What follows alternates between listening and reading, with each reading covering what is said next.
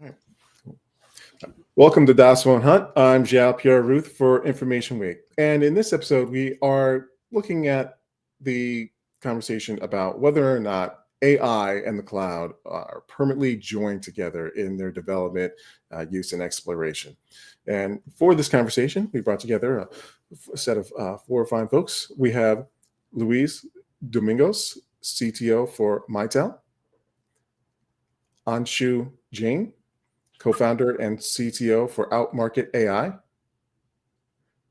Jon Kuhn, Senior Vice President of Product for Delinea, and Steve Williams, CISO for NTT DATA.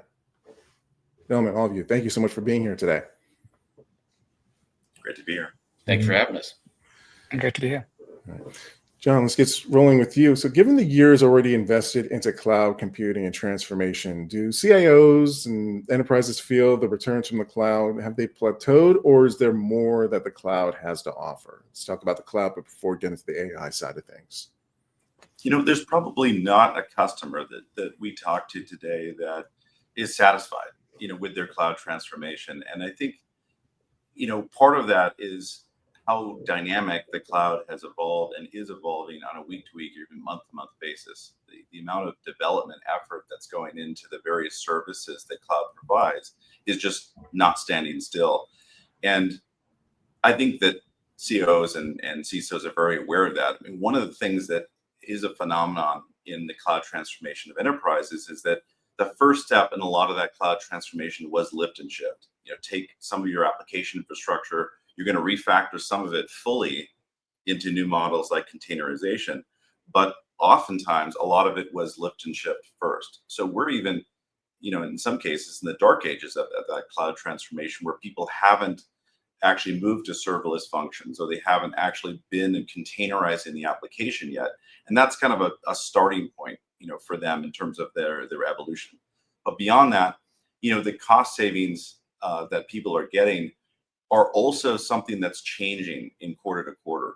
People have chosen a database infrastructure maybe 2 years back, and now they found that if they migrate over to Cosmos or some newer type of database infrastructure, they can actually reap 20, 30, even 50% more in savings. And so that is something that I think people have to think about, and not only how you're going to move to refactor applications, but also the cost savings of it. And I'll just say the third thing here that I think will keep people really engaged in the evolution of cloud is obviously AI, and that is the buzzword of the last year or so. But it is truly only on the very beginning of that transformation. And when people think about AI and introducing AI, they're really going to have to replumb and replatform in some cases their application itself to take advantage of some of the new capabilities that are offered by the CSPs. There are also this idea that people are letting their DevOps teams do that ahead of maybe their even upgrade plan. And so there's a lot of unsanctioned use of AI that can also be reoriented in an improved way to get a better symbiotic relationship between the applications they've put in cloud and how those applications can function together with AI. Appreciate your thoughts on that. Thank you very much. Looking to the flip side of this, Luiz, the attention AI now gets from enterprises, is it luring attention and investment away from cloud, or does it show the necessity of the cloud to help further AI? Yeah, there are 2 aspects of this, correct? So certainly AI has its own existence as technology and demands for attention. AI can exist independently of the cloud, as we know. So in some company business like mine, communication and collaborations, real-time AI is essential. And in certain industries, data privacy is relevant. So in these cases, certainly latency, privacy, AI can deliver at the edge of the customer network. We hear about edge AI, small language models, and doesn't consume resources from the cloud. However, for the majority of the usage, correct, certainly AI and cloud are not competing for attention, in my opinion. They're actually fueling each other. There is a symbiotic relationship between them. At the end of the day, AI needs massive compute power, and an immense GPU infrastructure, scalability, access to data, which cloud can deliver at the scale required. On the flip side, AI is pushing enterprises to rethink how they use the cloud, making it more essential than ever. So while AI might be still in the headlines and certainly investment budgets across the enterprise, it's actually reinforcing the need for a strong cloud foundation. Companies that try to run AI, advanced AI, without a solid cloud strategy are going to hit walls pretty fast. In reality, AI is making the cloud more valuable, not less, in my opinion. Appreciate your input on that. All right. Steve, let's get to some more layers on this. What elements of the cloud complement AI and vice versa? Great question. I think the way I would look at this is it's almost two sides of the same coin. A lot of what we've talked about already is spot on. It's about enhancing scale. It's about allowing you to reimagine yourself as a business, to transform and embrace some of your existing technical innovations and digital transformation projects, while also reaching new markets that, frankly, businesses historically may not have even dared to dream of or try to reach into. So I think they complement each other quite well. You have access to compute, to storage, to frankly, language processing capabilities that would be, to put it mildly, very difficult to build from an on-premise perspective. And you'd spend an awful lot of time building something that's bespoke, as opposed to leveraging these incredible resources that both cloud and generative AI and the large language models bring to bear in a way that, frankly, you would not be able to compete with. So I think as you start looking for those digital evolutions, for those competitive advantages, both things are actually incredibly valuable, and they are quite complementary of each other. I would also say that as you think about security, the way that we approach security or privacy considerations can both be done in a very enhanced manner in the cloud, with the ability to crowdsource information and view threat information in a way that, frankly, is very difficult to do in your own castle, so to speak. Having that leverage of scale, the autonomy of the cloud infrastructure providers, amazing capabilities that you can really focus on what you are good at and what your business needs to be doing, as opposed to trying to invent your own technical stacks and really work yourself into a corner. So I think both of these technologies will benefit the companies that embrace them, that choose to think differently about them, and really allow themselves the freedom of a what if moment. Well, hopefully we'll talk about some more what if moments going forward here. Appreciate your thoughts. All right, Anshu, let's put this big question to put this all in perspective. What is at stake if CIOs cannot steer the IT strategy at their enterprises to support cloud and AI? How far behind could a company fall if they don't pursue both technologies vigorously? That's a great question. Firstly, JP, thanks for having me on the podcast. I'll start with a short answer. A lot is at stake right now for CIOs and for companies at large. And I'll approach it from the AI aspect first. Historically, since the advent of enterprise software, I feel like what software has done is it has taken existing processes and helped digitize them, organize them. It's really created a system of record and in some sense system of engagement around that, but it has not really made them any smarter or more intelligent, because that was not possible. I mean, many of us have been dealing with business process modeling and all these decision gateways in them, which really go back to humans waiting for email approvals and all these complex workflows. Now with AI, for the first time, we have these decision points being disintermediated by truly intelligent systems, right? And so that means that really we have to rethink the entire processes rather than just create systems of records around them. And that is becoming possible because of AI. So CIOs have to move to that in order to disrupt their industries rather than getting disrupted by somebody else. And then if I take the cloud aspect of this, the best way to implement AI today is on cloud. And I think Steve alluded to this a little bit about the elasticity of the workloads here, right? Because AI is moving at such a fast pace. What was needing a bunch of servers, a bunch of GPUs yesterday does not need that exact scale today, right? So we need to be able to scale up resources and scale down resources almost in the same complementary manner. And being stuck with the private data center investment, especially in the early days of AI, is not necessarily the right paradigm. So cloud is the best way to proceed with implementation of AI into your business processes. So that's why I think if CIOs have to do this imperative move, they have to adopt AI quickly, and then they have to adopt AI through cloud quickly. And bottom line, if they don't do it, I think there is disruption possible by other new players who do that from scratch, who don't have the burden of legacy. And then I'll add one last point, which is the other complementary aspect of AI, which is AI making all this faster because AI is helping with code generation, right? So John there mentioned about lift and shift is the old way of going to cloud. But now, because AI is making creation of containers and wrapping it into a specific cloud so easy by just going into one of these modern tools like Cursor or Copilot and saying, hey, wrap this, my application into a container, right? It makes that whole process so easy that, again, if you don't move fast enough, other people will adopt cloud in the right way rather than just doing lift and shift and be ahead of you. Great thoughts, and definitely great thoughts all around. Thank you, each of you, for your input to get us going. All right, so question for all of you.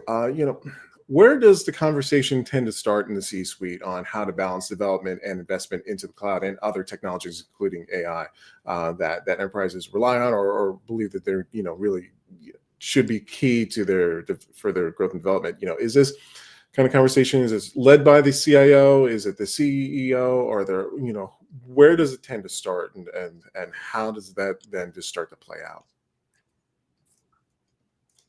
I'm happy to offer a perspective there. And I hate to say, I'd start with an answer with it depends. But oftentimes it does depend on the type of organization it is. I will say that generally the CIO is the one who leads from a technology and operational perspective when you're dealing with technology and the deployment of applications, whether those be cloud, private cloud, or on-prem.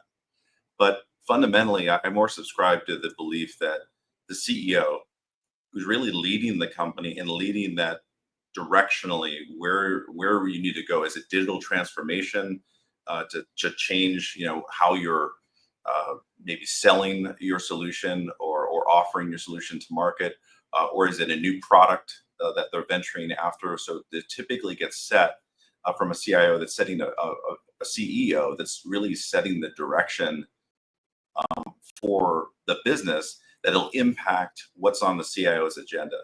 And I think a third person to mention here that I think is critical is really the CISO. The CISO is becoming such an instrumental part of decision-making of the CEO and CIO, because everything that has to do with technology or business foundations or digital transformation really has to be secure. And that's one of the greatest risks that the organizations have today, is how you develop a security strategy that it can extend across the projects that you're putting in cloud, across AI, your private cloud, and on-prem, and deliver that in a cohesive way that can be operationalized across the company. Yeah, obviously that's music to my ears, John. I would say that the other thing I would think about here is it's almost two parallel tracks. You will have some necessary approaches that require the reduction of technical debt or friction in your business. That can come from a variety of sources. Sometimes it's business leaders who've engaged in a very, let's say, fraught with extra process, technology, or just something that is not competitively advantaged. So they'll bring up things. Of course, from a CEO or growth office perspective, you'll be pursuing new markets. There's the business strategy itself that's also can be enabled this way. I think it's important to have that C-suite collectively think through, where are those business drivers? What do we want to embrace first, second, and third? Kind of share the vestige of the company's ultimate goals. And I think we've gotten into a little bit of a competitive nature where I'm only going to do this, and that's at the cost of something else. And that mindset is a part of what I think we have the advantage of being able to shed right now. With both those cloud and AI offerings, you can reach a much larger scale. You can have broader initiatives. So the collaborative thinking at that C-suite becomes incredibly imperative.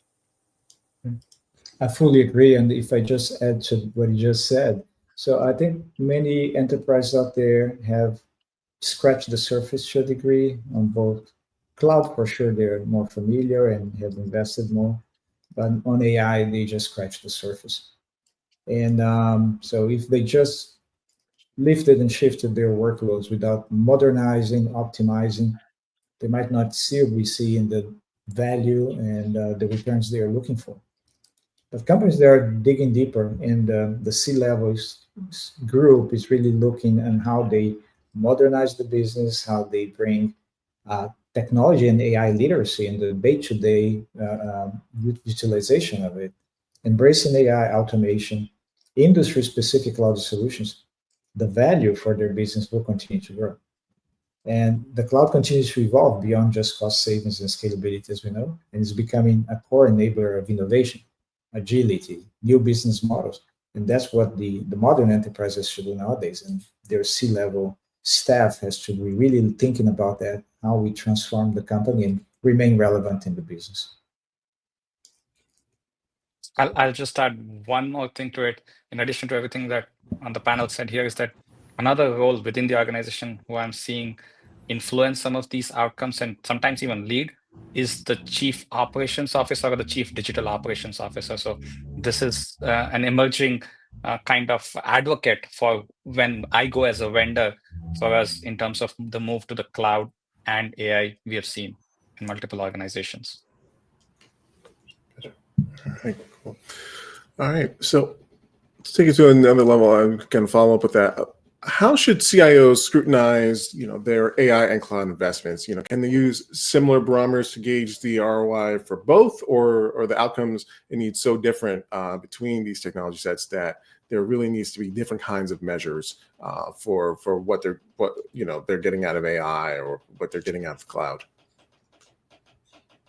I think there's some maybe common things there that are common to both, like cost optimization, performance, speed of deployment, the scalability of the solution. But there are also striking differences. I think when you think about the cloud specifically, it's measured by elasticity or the cost savings versus on-premise hardware, the global reach, and how fast it is to deploy globally. Where when we're thinking about AI, oftentimes you're immediately going to what's the business value or business outcome that's going to get driven out of there, because that measurement it can be so great that it can overcome almost any of the pains that they're going to take to get to it there. So I think that maybe it's speed of implementation an AI that might be a good factor too. It's like you can get this business outcome or benefit, but it's going to take this long in order to get there to reap that benefit.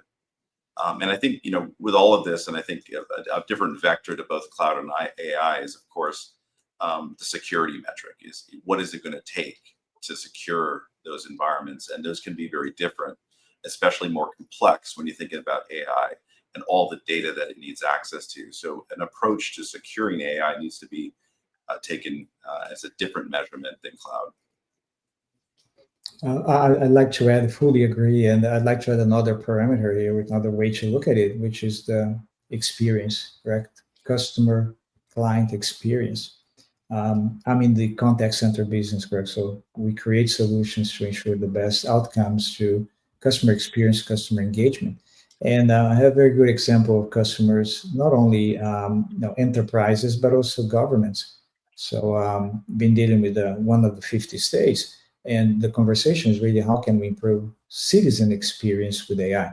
Basically, how we can use AI to deliver information, deliver services to the citizens in a way that is improving their perception of the state.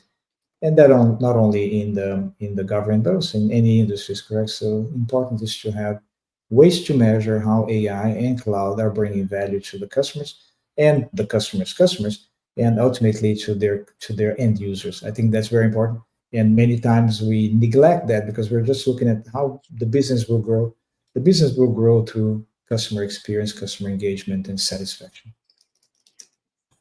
Yeah, I think when you talk to business leaders, they're less mindful of the technical side because it's not in their face every day. Whereas AI is one of those truly business enabling platforms. And whether it's right or wrong, if you look at the metrics we tend to use for cloud, it tends to be very technology infrastructure heavy. There are things about consumption, about performance, about scalability, about cost.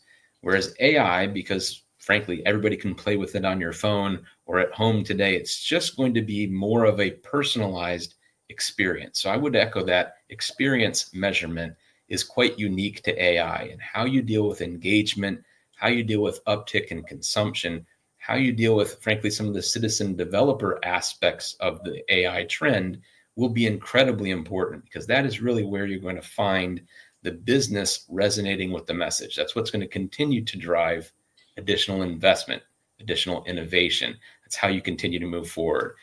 I think the cloud underpinnings are an important aspect, but frankly, a harder sell for most of your business audience to think through. So it's going to be incredibly important for the CIO, the CISO, CTO style of role to be able to liaise that language and move between the audiences quite seamlessly.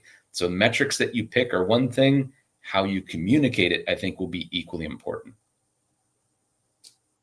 I'll absolutely echo the point on outcomes being the new metric which AI is kind of aiding measurement of.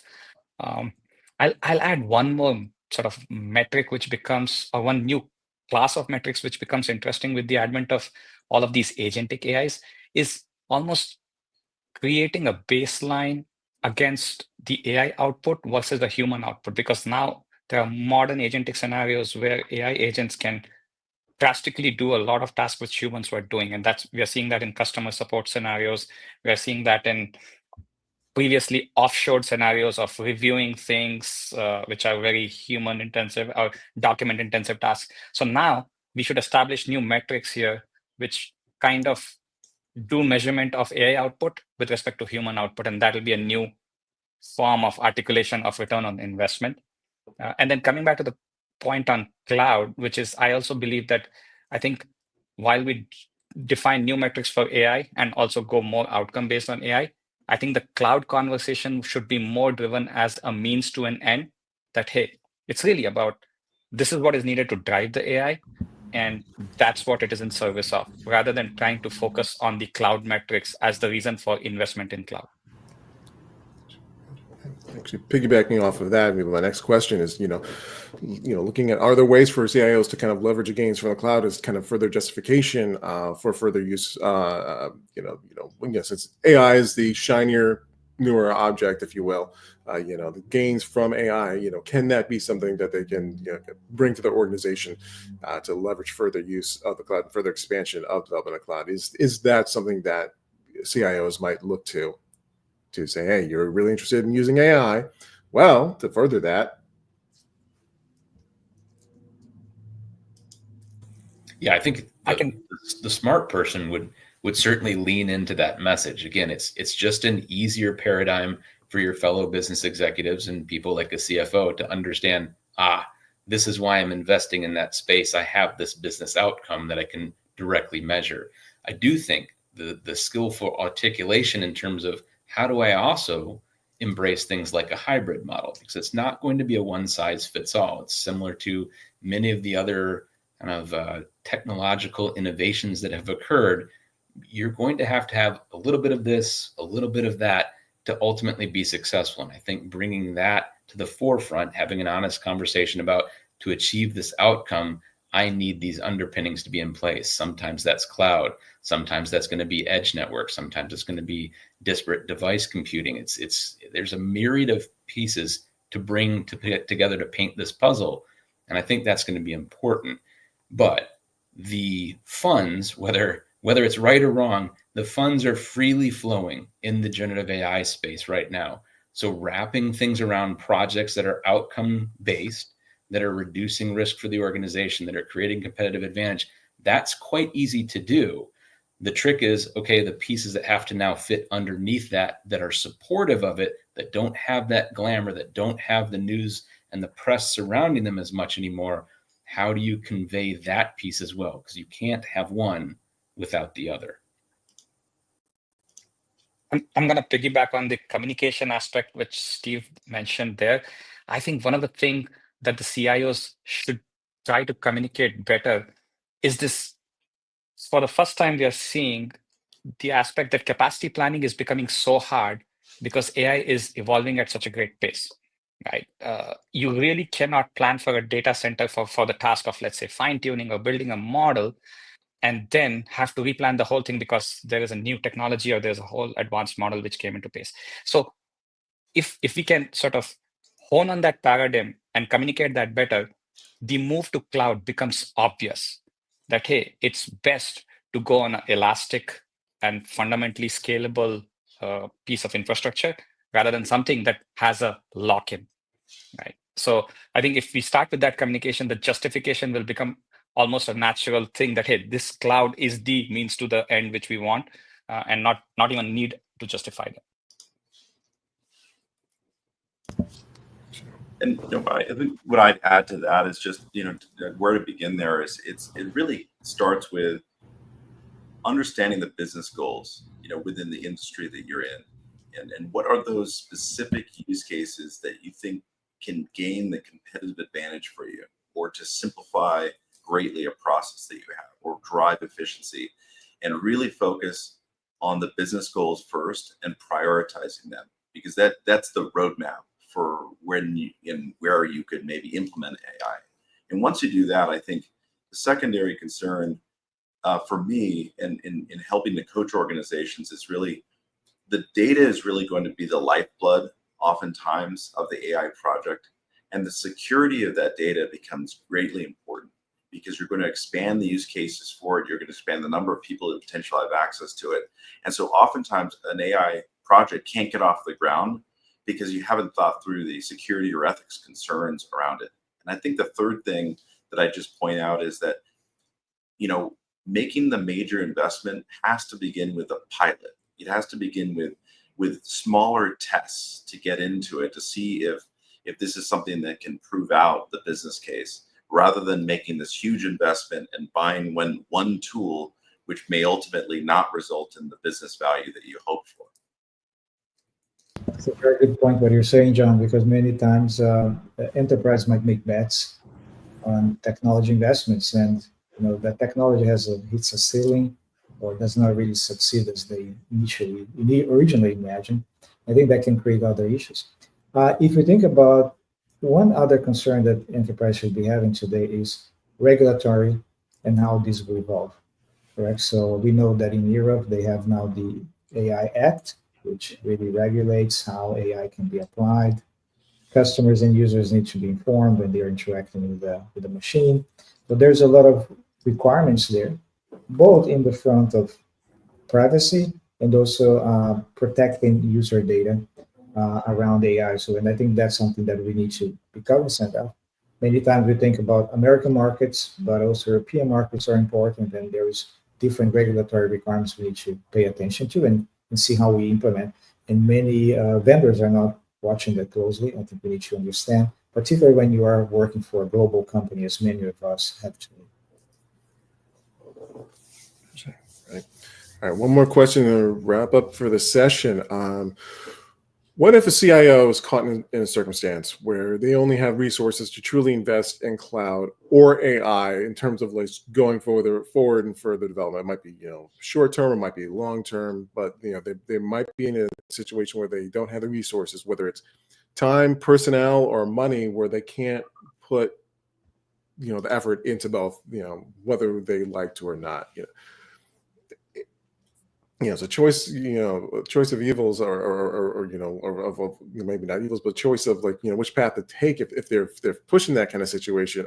Is there any kind of sense of where they should put their energies, at least based on what is driving business right now? I have a very strong point of view here, is that it should be unequivocally AI, where the investment should be driven from, right? And I think, like I said previously in this podcast, that it will eventually drive the investment in cloud, right, as a means to that end. And to John's point about pilots, I think the right way to do it is through pilots. And if you start doing it through the pilots, and you can have pilots with just cloud SaaS vendor providers, and then show the value. And because the outcomes are so measurable, and so heavily influenced with the use of AI, that can then lead to furthering of the investment, and that can then create resources out of the original situation where there was only limited resources. I think start with AI, start with pilots on AI, and then scale your investment strategically from there. And Yeah, okay, so go ahead. I was just going to say it depends where the customer journey is with technology, correct? So customers that are native digital customers, vendors, they already have cloud. So this is a given, correct? So they invested in cloud in one dimension or another of their business. But if I would say yes, AI for sure should have the priority nowadays, assuming some cloud investment has been done. Because if the customer did not take care of a knowledge base that is useful, valuable to really bring into AI, so they might not take the most out of their business with applying AI to their demands, to their particular line of business. So I think it's important to understand where they are there with digitalization and readiness to adopt AI. If they are reached a certain plateau, great. But if they're not there, cloud is still important. I think it should be done. I think Andrew and Luiz make interesting points there, and it's, when I think about that choice, it's an interesting question because of the two, which one do you do, and if you haven't deployed cloud yet at all, I think it means something. This is an organization that is dealing with large amounts of data that sits on-prem or is under very strict compliance where it's a very dark environment that you basically don't allow traffic to the internet or have adopted any kind of SaaS applications to begin with. And so, Anshu suggests AI is the right place to start. And it's a really good suggestion because it probably means that whatever has prevented you from moving to cloud, whether those be regulations or data, you still need to get ahead and move forward competitively. And AI is probably a good choice to deploy on-prem. I will say that it's often a limiting factor, though. And this is, there are many studies that can be pointed to here that when you do try to absorb AI technologies and build your own LLM infrastructure on-prem, it tends to be more costly. But that may be much more inexpensive for some of those organizations that live on-prem to actually adopt cloud and then adopt AI. So certainly, I think it's germane to the type of business that you're at. And if you haven't adopted cloud yet for really good reasons, then yes, AI is a great choice to start now. Yeah, and I would just close with the simple idea that it's almost a teasing question simply because most of the time, people who are talking about adopting AI are really talking about adopting some SaaS-based AI, not something on-prem. For those that are more restricted, highly regulated, or in some sensitive style of business, then you're really not considering SaaS or cloud anyways. So the question in that case is frankly not a question. I could go after AI, but I've already made the decision it would be on-prem. So when you put all of those pieces together, AI is the easiest foot to put forward, so to speak. And the question that would only be left is, then how do you enable that AI journey? Some places it'll make sense to do it as SaaS, some places on-prem, but either way, consider the use case, put it to pilot, and see which one does the best for the business. JP, I would just add that based on the last 2 points, Jon and Steve, very astute observations made, you can almost have another topic of a podcast, which is how to enable AI in an on-prem environment. So that's a thing of its own. Yeah, definitely something to consider. And definitely, hopefully, the CIOs and the rest of our audience, got some good insight from the conversation today. I think they did. Listen, love you, Anshu, Jon, Steve, Luiz. I thank you so much for your time and being on the podcast today. Appreciate you. Thank you for having us. Very much. Thank you all. It was my pleasure. You can find the Das Won't Hunt podcast on Podbean, Spotify, and other popular podcast platforms.